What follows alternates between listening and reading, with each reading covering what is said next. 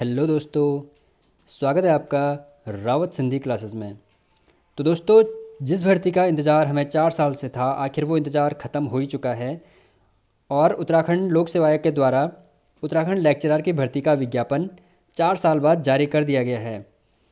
तो इस भर्ती के बारे में जानेंगे इस वीडियो के माध्यम से डिटेल में। कौन इस फॉर्म को भर सकता है और क्या क्या आपको इसमें सब्जेक्ट कॉम्बिनेशन चाहिए, 2 सब्जेक्ट से आप फॉर्म अप्लाई कर सकते हैं या नहीं, डॉक्यूमेंट के बारे में, और आउट ऑफ उत्तराखंड के कैंडिडेट फॉर्म भर सकते हैं या नहीं, एग्ज़ाम पैटर्न के बारे में और पदों के बारे में, सारी बातों के बारे में डिटेल में बात करेंगे इस वीडियो के माध्यम से। तो वीडियो थोड़ा लंबी हो सकती है, आप वीडियो को अंत तक ज़रूर देखें। तो सबसे पहले बात करते हैं कि विज्ञापन जारी करने की जो तिथि थी वो 18 अक्टूबर 2024 को विज्ञापन जारी कर दिया गया है। इसका 7 नवंबर फॉर्म भरने की जो लास्ट तिथि है वो 7 नवंबर रखी गई है। 7 नवंबर से पहले पहले आपको अपना फॉर्म फिल कर देना है। और अगर आपका फॉर्म में कोई गलती हो जाती है, कोई इन्फॉर्मेशन आप गलत भर देते हो, तो उसके लिए यूकेपीएससी के द्वारा करेक्शन विंडो ओपन हो जाएगी 19 नवंबर 2024 से 28 नवंबर 2024 तक। आप अपने फॉर्म में करेक्शन कर सकते हैं। अब बात करते हैं कि इसमें कुल कितने पद आए हैं और किस सब्जेक्ट में कितने पद रखे गए हैं। तो इसमें जो कुल पद देखने को मिल रहे हैं वो 613 पद देखने को मिल रहे हैं, जिसमें 500 पद 50 पद सामान्य शाखा के और 63 पद महिला शाखा के रखे गए हैं। जो महिला शाखा के पद हैं उसमें केवल महिला कैंडिडेट अप्लाई करेंगी और जो पुरुष कैंडिडेट हैं वो केवल सामान्य शाखा में ही अप्लाई करेंगे। हालांकि जो महिला कैंडिडेट हैं वो पुरुष और महिला दोनों में अप्लाई कर सकते हैं।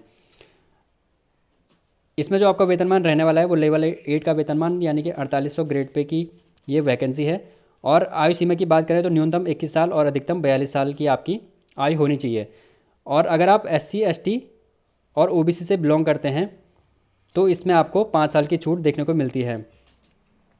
5 साल की इसमें आपको छूट देखने को मिलती है, यानी कि आप 47 साल की उम्र तक भी इस फॉर्म को अप्लाई कर सकते हैं। अब देखते हैं किस सब्जेक्ट में कितनी पोस्टें यूकेपीएससी के द्वारा निकाली गई हैं। तो हिंदी में जो टोटल पोस्टें देखने को मिल रही हैं, हिंदी में टोटल पोस्टें 69 देखने को मिल रही हैं, अंग्रेजी में 41, संस्कृत में 45 और भौतिक शास्त्र में 57। हालांकि इस बार यूकेपीएससी के द्वारा पोस्टें बहुत कम निकाली गई हैं। उसके बाद रसायन शास्त्र में 36, गणित में 24, जीव विज्ञान में 50, नागरिक शास्त्र में 96। नागरिक शास्त्र पॉलिटिकल साइंस में सबसे ज़्यादा पोस्टें देखने को मिल रही हैं। अर्थशास्त्र में 58, इतिहास में 25, भूगोल में 33, समाजशास्त्र में 10, कला में 2, वाणिज्य में 2 और कृषि शास्त्र में 2 सीटें देखने को मिल रही हैं। ठीक है, ये थी सामान्य शाखा की सीटें। इसके बाद महिला शाखा की भी अलग से सीटें हैं, जो 63 सीटें रखी गई हैं। इसमें से भी अगर हिंदी की बात करें तो हिंदी में जो 69 सीटें हैं, इसमें 14 सीटें SC की हैं, 3 सीटें SC ST के लिए हैं और 8 सीटें OBC के लिए, 6 सीटें EWS के लिए और 38 सीटें हैं जनरल के लिए। तो ऐसे ही सब में डिवाइड कर रखा है। ये है हॉरिजॉन्टल रिजर्वेशन, और ऐसे ही वर्टिकल रिजर्वेशन भी अलग से दिखाया गया है दूसरी टेबल में। अब बात करते हैं कि इसके लिए आपको योग्यता क्या चाहिए और सब्जेक्ट कॉम्बिनेशन इसमें क्या है। तो इसमें सब्जेक्ट कॉम्बिनेशन में सिंपल आपके पास पहले तो PG होना चाहिए, मास्टर्स होना चाहिए और प्लस आपके पास B.Ed होना चाहिए। सारे सब्जेक्ट में ऐसे ही है, केवल हिंदी को छोड़ के, हिंदी और कला को छोड़ के आपको, अगर मैं हिंदी की बात करूं तो हिंदी में आपके पास MA हिंदी से होना चाहिए और साथ साथ आपके पास BA में संस्कृत होना आवश्यक है। जैसे इसमें लिखा है कि भारत में विधि द्वारा स्थापित किसी भी विश्वविद्यालय से संस्कृत विषय के साथ स्नातक या भारत में विधि द्वारा स्थापित किसी विश्वविद्यालय से शास्त्री की उपाधि होनी आवश्यक है। BA में आपके पास संस्कृत होना चाहिए और MA आपका हिंदी से होना चाहिए और प्लस आपके पास B.Ed होना चाहिए, तभी आप हिंदी से लेक्चरर के लिए अप्लाई कर सकते हैं। बाकी और सब्जेक्ट में अगर मैं बात करूँ समाजशास्त्र, भूगोल, अर्थशास्त्र, इतिहास, physics, chemistry, maths, political science, सब में आपके पास MA होना चाहिए, मतलब MA या MSc होना चाहिए, PG की डिग्री होनी चाहिए, प्लस आपके पास B.Ed होना चाहिए, तभी आप इस फॉर्म को अप्लाई कर सकते हैं। सिवाय कला को छोड़ के। अगर ड्राइंग की बात करें तो ड्राइंग में आपके पास केवल MA आर्ट होना चाहिए ड्राइंग से, आपको इसमें B.Ed की ज़रूरत नहीं है कला वालों के लिए। इसमें लिखा है कि भारत में विधि द्वारा स्थापित किसी भी विश्वविद्यालय से रेखांकन एवं चित्रकला, ड्राइंग, डिजाइन, प्राविधिक कला, पेंटिंग में स्नातकोत्तर उपाधि।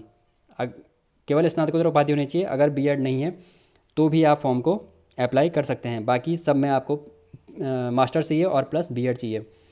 अब अगर आपने 2 सब्जेक्ट में अगर मास्टर्स किया है तो आप दोनों सब्जेक्ट से भी इस फॉर्म को अप्लाई कर सकते हैं। आपको फॉर्म एक ही भरना पड़ेगा, लेकिन उसके लिए फ़ीस आपको अलग से देनी पड़ेगी। जैसे यहाँ पे बताया गया है कि अगर अभ्यर्थी एक से अधिक शाखा तथा विषयों हेतु आवेदन कर सकता है।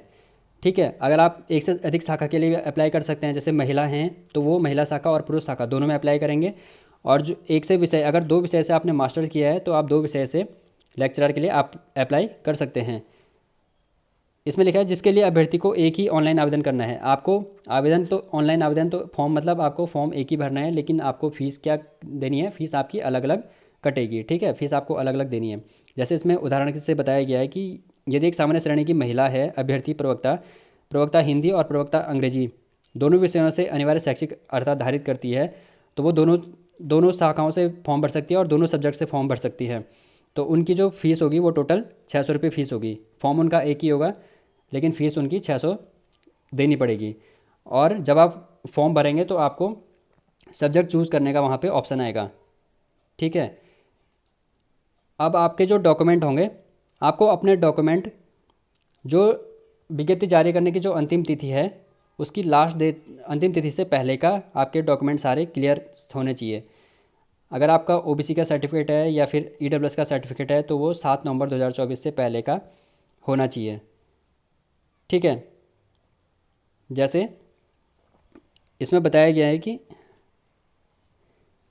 आरक्षण एवं शैक्षिक अर्हता विषयक प्रमाण पत्र ऑनलाइन आवेदन पत्र भरने की अंतिम तिथि तक अभ्यर्थी द्वारा धारित करना आवश्यक है। जैसे मान लो कोई अभी अपियरिंग बीएड में है तो वो इस फॉर्म को नहीं भर सकते हैं, क्योंकि उनका बीएड का रिजल्ट अभी आया नहीं होगा। या फिर कोई अपियरिंग एमए वाला है तो वो भी नहीं भर सकता है फॉर्म, क्योंकि उसके लिए पास आउट होना ज़रूरी है। और 7 नवंबर 2024 से पहले आपके सारे डॉक्यूमेंट कंप्लीट होने चाहिए। अगर आपका एम्प्लॉयमेंट ऑफिस में नाम नहीं है तो आप उसको रिन्यू करा लीजिए 7 नवंबर 2024 से पहले।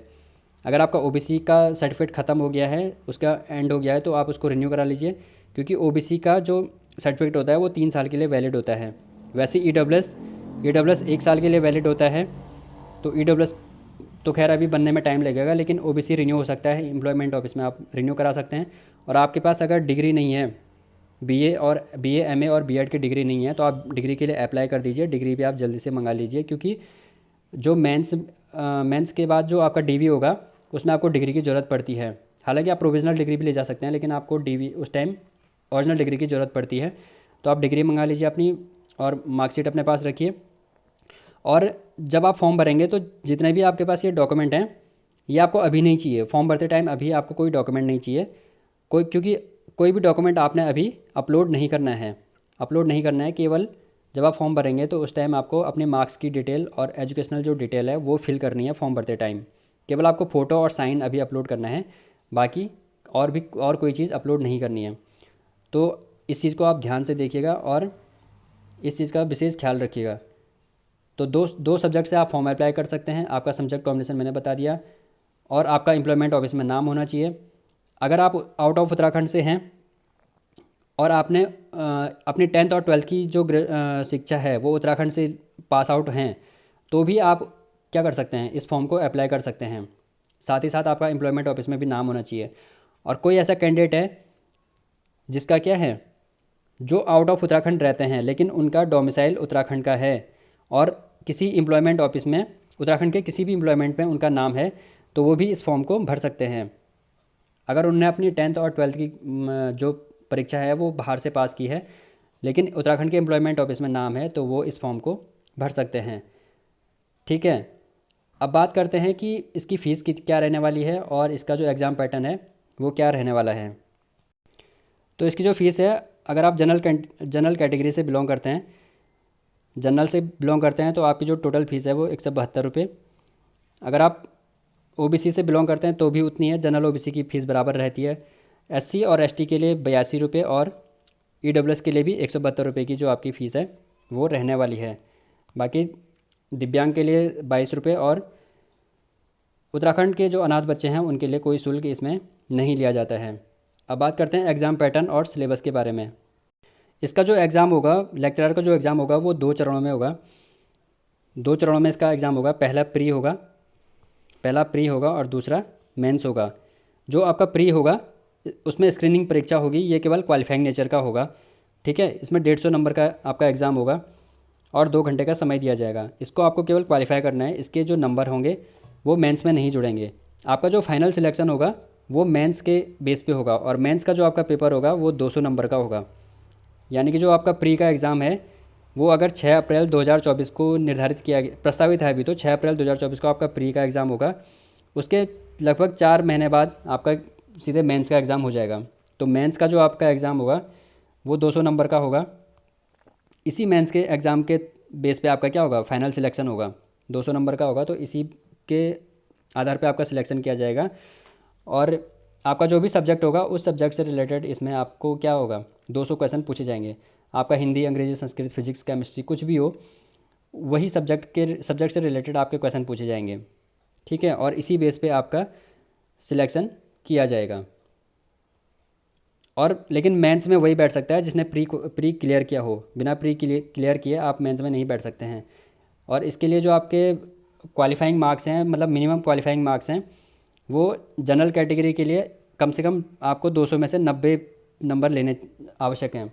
अगर आप मिनिमम 90 नंबर लाते हैं तभी आपका जो नाम होगा वो मेरिट लिस्ट में दिखाया जाएगा, नहीं तो आप जो मेरिट लिस्ट बनेगी उसमें आपको शामिल नहीं किया जाएगा। इसको देखते हैं। प्री की बात करें तो प्री में आपको जो क्वालिफाइंग जो मार्क्स हैं आपके, अगर आप जनरल से हैं तो आपको 35% प्री में 35% मार्क्स आपके क्वालिफाइंग होने चाहिए। न्यूनतम अर्हक अंक आपके 35% होने चाहिए। यानी कि अगर 150 का 35% निकालते हैं तो लगभग आपको 150 में से 52 नंबर आपके आने चाहिए, तभी आपको उसमें शामिल किया जाएगा, मेरिट लिस्ट में शामिल किया जाएगा। उसके बाद जो कट ऑफ लगेगी वो अलग चीज़ है, लेकिन कट ऑफ से पहले पहले आपको जनरल कैटेगरी से 35% नंबर यानी कि 150 में से 52 नंबर लाने आवश्यक हैं प्री के पेपर में। ठीक है, वैसे ही ओबीसी है, ओबीसी के लिए 30% है, ईडब्ल्यूएस के लिए भी 30% है, एससी एसटी के लिए 25%, और जो डीएफएफ हैं उनके लिए 25, भूतपूर्व सैनिक के लिए 25 और दिव्यांग के लिए भी 20, दिव्यांग के लिए 20% है। तो इनको 150 में से इतने नंबर लाने आवश्यक हैं। ये प्री का क्वालिफाइंग मार्क्स हैं, प्री के क्वालिफाइंग मार्क्स हैं। ऐसे ही मेंस के क्वालिफाइंग मार्क्स की बात करें तो मेंस में जो जनरल हैं उनको 200 का 45% यानी कि 45% मार्क्स लाने आवश्यक हैं।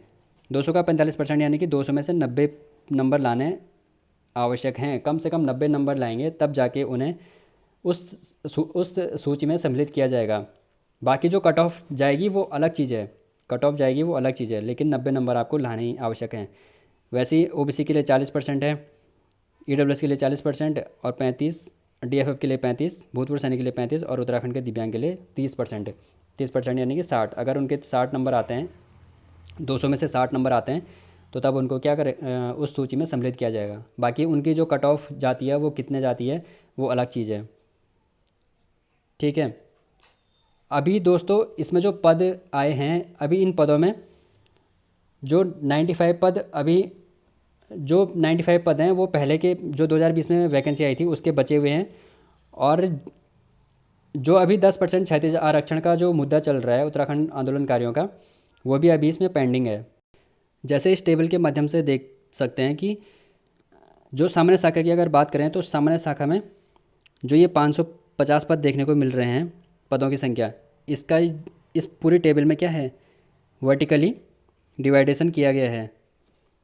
अगर इसमें देखें तो वर्टिकली डिवाइडेशन किया गया है। जैसे मान लो हिंदी में अगर 69 सीटें हैं, हिंदी में टोटल 69 सीटें हैं, तो उसमें से जो 14 सीटें थी वो अनुसूचित जाति यानी कि एससी के लिए दी गई थी। अब 14 में से भी वर्टिकल डिवाइड कर दी गई हैं सीटें। जैसे 4 उत्तराखंड महिला की हैं, 2 उत्तराखंड अनाथ बच्चों की है, 0 कुशल खिलाड़ियों की है। ठीक है, तो इसमें भी डिवाइड की गई हैं। ऐसे ही अगर हिंदी में ऐसे ही बात करूँ तो जनरल की जो 38 सीटें हैं उसमें से उत्तराखंड महिला, उत्तराखंड अनाथ बच्चे, कुशल खिलाड़ी और विषयवार बाकी दिव्यांग के लिए सीटें रखी गई हैं। ये क्षैतिज आरक्षण है। और इसमें यहाँ पे लिखा गया है कि पूर्व चयन के क्रम में अग्रनीत 95 पद एवं नवीन अवधारित 22 पद दिव्यांगता से संबंधित उक्त पदों का श्रेणीवार विस्तृत विवरण प्रपत्र 3 में पर अंकित है। तो जो ये 95 पद हैं ये पहली भर्ती के हैं जो 2020 में हुई थी, वही पद इन्होंने इसमें ऐड किए हैं। अब इन पदों का अभी इन्होंने डिवाइडेशन नहीं किया है क्योंकि अभी गवर्नमेंट से अभी शासन से इन्होंने पत्र लिखा है, लेकिन शासन से इनको अभी कोई जवाब नहीं आया है। तो जैसे ही ये आएगा तो ये पद भी और डिवाइड हो जाएंगे, और साथ ही साथ उसके बाद जो उत्तराखंड राज्य आंदोलनकारियों के जो 10% जो पद हैं वो भी इसमें क्या होंगे, ऐड होंगे। जैसे कि यहाँ पे बताया गया है कि उत्तराखंड राज्य आंदोलन के चिन्हित आंदोलनकारियों या उनके आश्रितों को 10% क्षैतिज आरक्षण दिए जाने के संबंध में उत्तराखंड शासन विधायी या संसदीय कार्य विभाग की अधिसूचना संख्या इतने इतने दिनांक 18 अगस्त 2024 जारी की गई थी। प्रश्नगत विज्ञापित पदों के सापेक्ष यानी इन पदों के सापेक्ष उक्त क्षैतिज आरक्षण से आच्छादित होने वाले पदों का विवरण शासन से प्राप्त नहीं हुआ है। शासन से अभी प्राप्त नहीं हुआ है इनको, जिस हेतु शासन से परीक्षा की गई है। अभी इन्होंने शासन को पत्र लिखा है, जैसे ये पद जैसे इनको वहाँ से प्राप्त होगा वैसे ये नई विज्ञप्ति जारी करेंगे, मतलब संशोधित विज्ञप्ति एक निकालेंगे और उसमें इन पदों का डिवाइडेशन फिर से दोबारा से करेंगे। उक्त क्षैतिज आरक्षण से आच्छादित होने वाले पदों के संबंध में शासन से प्रत्युत्तर प्राप्त होने पर इसकी सूचना विज्ञप्ति के माध्यम से यथासमय आयोग की वेबसाइट पर प्रसारित की जाएगी। तो सीधा दिख रहा है कि जो अभी जो जितने ये पद हैं 613, इनमें से और अभी ये क्षैतिज आरक्षण 10% उत्तराखंड राज्य आंदोलनकारियों को देना है, और अभी दिव्यांगजन के जो 95 पद हैं इनको भी डिवाइड इन्होंने करना है। तो अभी जल्दी ही एक संशोधित विज्ञप्ति हमें देखने को मिलेगी, और इसमें भी कितने पद हैं, कितने SC ST के लिए कितने पद बच रहे हैं। जैसे अगर इस टेबल की बात करूँ तो इसमें अगर कोई जनरल बॉयज़ है उसके लिए कितनी सीटें बच रही हैं, या फिर कोई जनरल महिला है उसके लिए कितने सीटें बच रही हैं, या फिर कोई ST अगर कोई ST में है और बॉयज़ है तो उसके लिए कितनी सीटें बच रही हैं, या फिर कोई SC में है और बॉयज़ है, या फिर कोई OBC में है और महिला है तो उसके लिए कुल कितने सीटें अपने सब्जेक्ट में बच रही हैं। वो उस सब के बारे में डिटेल में बात करेंगे अगली वीडियो में, क्योंकि ये वीडियो थोड़ा लंबी हो चुकी है दोस्तों। तो अगली वीडियो में इसके बारे में डिटेल में बात करेंगे कि किसके लिए कितनी सीटें बच रही हैं। हालांकि बहुत कम सीटें हर कैंडिडेट के लिए दिख रही हैं, क्योंकि इस बार बहुत कम सीटें इन्होंने निकाल रखी हैं। कहते हैं ना कि ऊँट के मुंह में जीरा, ये तो ऊँट के मुंह में जीरा भी नहीं दिख रहा है अगर डीपली अगर इसका ऑब्जर्वेशन करेंगे। तो अभी 10% राज्य आंदोलनकारियों के लिए डिवाइड करना है, और प्लस जो ये 95 सीटें जो पिछले पद की बची हुई हैं, पिछली वैकेंसी की बची हुई हैं, तो वो अभी इन्होंने डिवाइड करना है। तो अगली वीडियो में बात करूँगा इस सारी डिटेल के बारे में, इस लिस्ट के इस टेबल की सारी डिटेल के बारे में कि किसके लिए कितनी सीटें बची हैं और कौन कितनी सीटों के लिए फ़ाइट कर सकता है। तो दोस्तों इसके अलावा अगर आपका कोई भी डाउट है तो आप कमेंट बॉक्स के माध्यम से पूछ सकते हैं। तो इस वीडियो में इतना ही। अगली वीडियो में सीटों के बारे में डिटेल में बात करेंगे। तो दोस्तों अगर आपको ये वीडियो पसंद आई तो वीडियो को लाइक ज़रूर करें और चैनल को सब्सक्राइब ज़रूर करें दोस्तों। Thank you.